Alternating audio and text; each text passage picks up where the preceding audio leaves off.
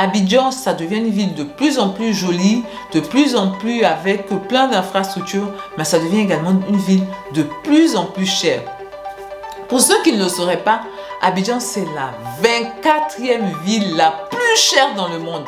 24e. On n'est pas 24e ville développée, hein. On est 24e ville la plus chère dans le monde. Donc, si vous voulez venir à Abidjan, faites très attention. Hello, je suis Jessica GD, multi-entrepreneur en Afrique. Je suis dans la restauration, dans l'immobilier, dans l'agroalimentaire et dans l'esthétique. Je vis entre l'Afrique et l'Europe et ici, vous êtes sur ma chaîne où on parle d'entrepreneuriat, d'immobilier et de business. Si ce sont des thématiques qui vous intéressent, je vais vous donner quelques petites choses. Activez la cloche de notification pour ne perdre aucune vidéo. Si vous êtes abonné, likez la vidéo, commentez la vidéo, partagez la vidéo et surtout pour ceux qui ne sont pas abonnés, qu'est-ce que vous attendez? Qu'est-ce que vous attendez? Abonnez-vous! Ah, mais valeureux, là, il y a quelque chose que je dois vous dire, hein. Je veux dire pour tous ceux qui veulent venir à Abidjan, tous ceux qui veulent venir faire leur retour au pays à Abidjan, particulièrement à Abidjan, voilà. Si vous voulez faire votre retour à Abidjan, ne faites pas comme, cette personne qui m'a soumise sa préoccupation dans le mail là, dont je vais lui répondre directement là. Voilà, je vais lui répondre directement et comme ça, tous ceux aussi qui ont ce même type de questions là, bah, voilà, ça fait, ça fait une réponse pour tout le monde là. Ne faites pas comme cet abonné là. Préparez bien votre tour au pays. Préparez bien votre tour au pays. Quand je dis préparez bien votre tour au pays là, je vais vous conter l'histoire qu'il m'a raconté. En fait, il m'a expliqué qu'il a effectué son retour au pays avec dans la tête le projet de monter des business au pays. Voilà, avec le projet de monter des business au pays. Ça veut dire que le gars, il est venu en Côte d'Ivoire, à Abidjan, il n'avait pas de source de revenus extérieure, hein. Il avait son argent, il était OK pour se lancer dans plein de business. Et il s'est lancé effectivement dans ces business-là. C'est une personne qui est lui-même, il est d'origine africaine, mais il n'est pas ivoirien. Mais sa femme, par contre, sa femme est ivoirienne. Voilà, donc c'est quelqu'un qui connaît bien la Côte d'Ivoire, qui a partiellement même vécu en Côte d'Ivoire. Quand je dis partiellement, ça dit qu'il venait passer des vacances ici, quoi. Voilà, donc il connaît un peu comment ça se passe. Mais malheureusement, quand il effectuait son retour au pays, il n'avait pas réussi à avoir en Occident là-bas des sources de revenus. Voilà, des sources de revenus, ne serait-ce que passifs, pour avoir un certain pécule avant de revenir ici. Donc, il avait une bonne somme d'argent et il a compté sur éventuellement les investissements qu'il allait faire ici pour pouvoir s'en sortir lors de ce retour au pays. Là. Malheureusement, les investissements qu'il a fait ici, parce que vraiment il était mal accompagné, mal guidé, ça ne s'est pas passé comme il voulait. Ça ne s'est pas passé comme il voulait. Donc, il a dû, au bout d'un certain temps, il a dû prendre un boulot sur place. Un boulot qui était plutôt pour l'acteur local, pour le travailleur local, plutôt bien payé. Il a dû prendre un boulot où il était payé à 1 million de francs. Voilà. Il était payé à 1 million de francs. Et ces 1 million de francs là, quand il paie le loyer, il m'a dit que le loyer, c'est 350 000 francs qu'il paye. Parce qu'en fait, lui, sa particularité, c'est qu'en fait, il est avec sa femme et ses enfants, mais il a aussi certains parents de sa femme qui sont également à la maison, donc il ne pouvait pas prendre un 3 pièces. Donc, il a pris un 4 pièces, il a pris une villa 4 pièces à Cocody. Il a pris une villa 4 pièces à Cocody et ça lui fait 350 000 francs par mois. Voilà. Aussi, il a mis les enfants, pas à l'école française, mais dans une très bonne école, une école avec une très bonne réputation. Voilà. Donc ça aussi, ça lui fait un certain coût dont il doit s'occuper. En plus, les gens ne le savent peut-être pas, mais il y a une inflation monstre en Côte d'Ivoire. Le taux d'inflation, les indicateurs que les gens donnent là, moi je ne crois pas ça. Parce que moi, dans la mesure où j'ai des restaurants, je sais exactement ce qu'il y a dans le panier de la ménagère. Puisque j'achète. Voilà, puisque j'achète. On achète de façon générale en gros. Mais ça arrive aussi qu'on a des ruptures de stock, donc on doit se fournir sur le marché local. Voilà, on a des commerçantes là où on va se fournir là-bas quand on a une rupture de stock parce qu'on a fait par exemple un week-end où ça a été monstrueux.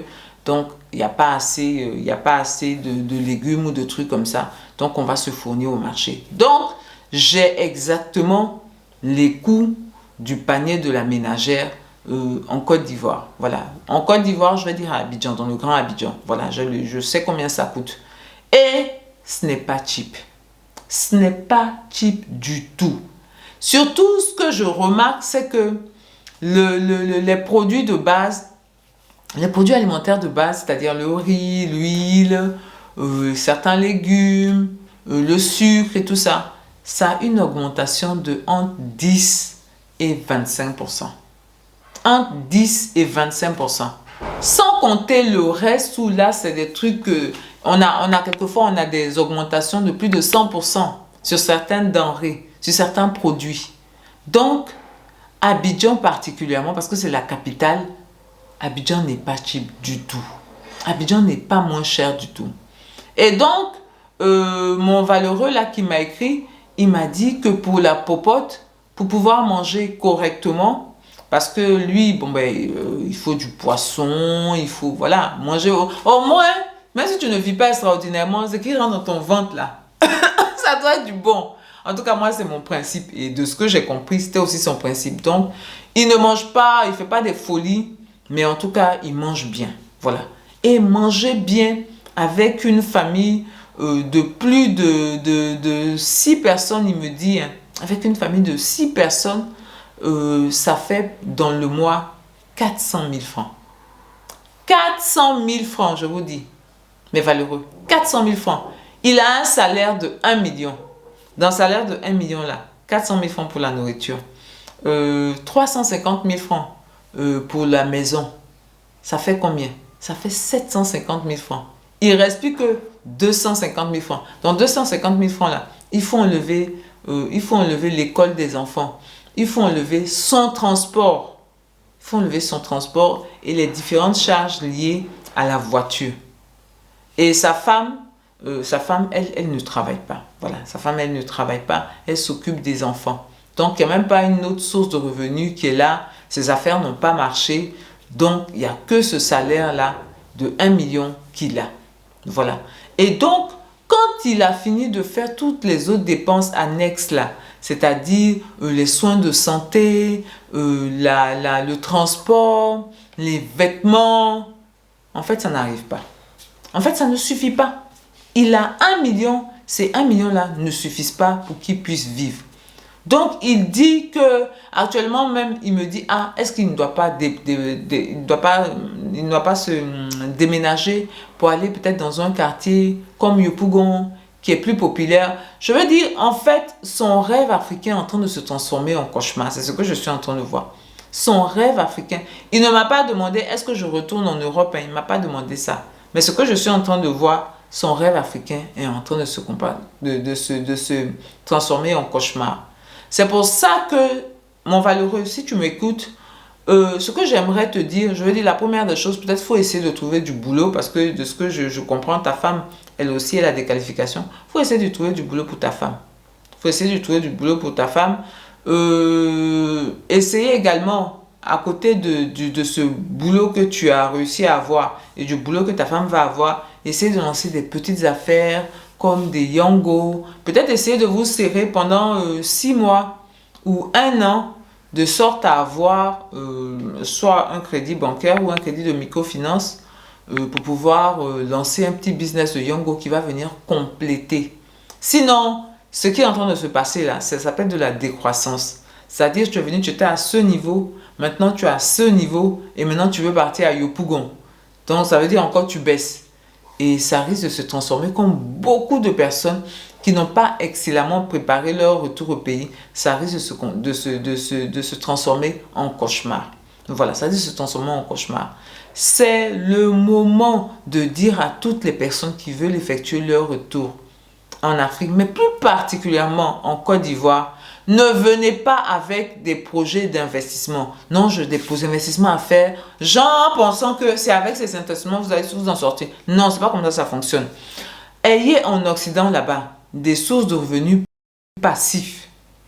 Des sources de revenus passifs avant de venir en Afrique. C'est vraiment ce que je vous conseille parce que je vois beaucoup de personnes être confrontées à des difficultés vu l'impréparation de leur démarche. Donc, je conseille à tout le monde, avant de venir ici, de préparer sa venue en ayant déjà des business passifs en Occident. Ça peut être une des solutions pour pouvoir venir ici ou avoir vraiment un budget très large ou avoir aussi des business qui sont déjà en marche ici.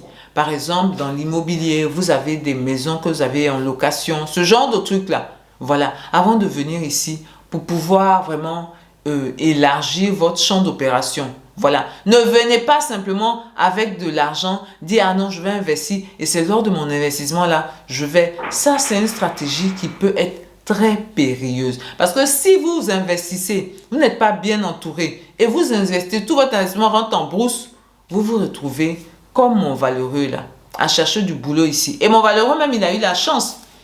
Il a eu la chance, il a réussi à trouver un boulot, il était plutôt bien payé. Voilà. Bien payé pour le citoyen lambda, hein. Mais je veux dire, il y en a plein comme ça, le boulot même, ils ne trouvent pas. Dans mon, comment on appelle ça? Dans les SMS que je reçois là, j'ai des personnes comme ça. Il y a d'autres, c'est des Africains, d'autres même des Européens qui viennent, qui me demandent, ah non, mais est-ce que moi je ne connaîtrais pas un endroit où il pourrait avoir du boulot, tout ça. Je dis, aïe, mais toi, tu me demandes ça pourquoi? Vous comprenez? Tu me demandes ça pourquoi? Ça veut dire que ici même, c'est compliqué. Ici même, c'est compliqué. Donc, si vous venez d'Occident, il faut impérativement que vous ayez des sources de revenus déjà disponibles avant de penser à venir faire d'autres investissements ici, avant de penser à venir agrandir. Il faut que potentiellement même, si vous pouvez avoir votre maison qui est déjà là, ça fait une charge en moins. Je sais qu'il est prescrit de ne pas acheter de maison là, de plutôt faire la démarche inverse. Mais je veux dire, sur le terrain, c'est ce que moi je constate. Sur le terrain, c'est ce que je constate. Je constate par exemple que à Abidjan, c'est un endroit où c'est de plus en plus cher.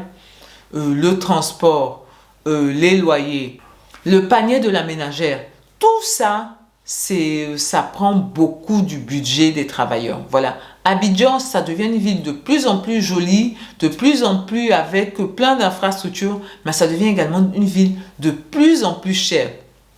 Pour ceux qui ne le sauraient pas, Abidjan, c'est la 24e ville la plus chère dans le monde. 24e. On n'est pas 24e ville développée, hein. On est 24e ville la plus chère dans le monde. Donc, si vous voulez venir à Abidjan, faites très attention. Faites très attention. Ne pensez pas que Abidjan, c'est une ville cheap. Et ça ne m'étonnerait même pas que les autres villes africaines aussi soient dans cette configuration-là. Soit dans cette configuration. Donc, avant d'effectuer votre tour au pays, pensez, qu'est-ce que je vais faire pour pouvoir avoir de l'argent? Une source régulière d'argent. Qu'est-ce que je peux faire pour avoir une source régulière d'argent avant de venir? Avant de venir.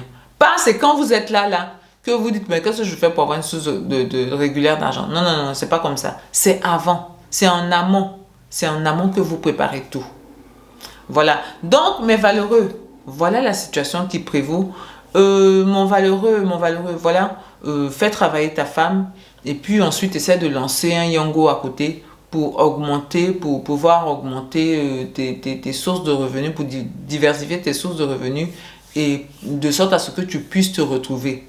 Voilà, tu puisses te retrouver. Tu veux déménager à Yopougon. Oui, si tu réussis à trouver quelque chose, peut-être là-bas à 200 000 francs. À 200 000 francs, mais dans quel quartier de Yopougon tu vas pouvoir trouver un truc à 200 000 francs? Je sais pas, je sais pas. On va se dire que c'est une situation momentanée. Voilà, le temps que tu ailles mieux. Mais vraiment, je te dis beaucoup de courage. Et puis, je dis à tous ceux qui me regardent, si vous voulez venir en Afrique, ayez des sources de revenus régulières. Ayez des revenus passifs avant de vous installer en Afrique. Parce que l'Afrique n'est pas cheap du tout. L'Afrique n'est pas moins chère. On a des taux d'inflation là terribles. Et ce n'est pas des choses qui vont s'arrêter. C'est des choses qui vont être de plus en plus... plus on va avancer, plus ça va être cher. Plus on va avancer, plus ça va être cher.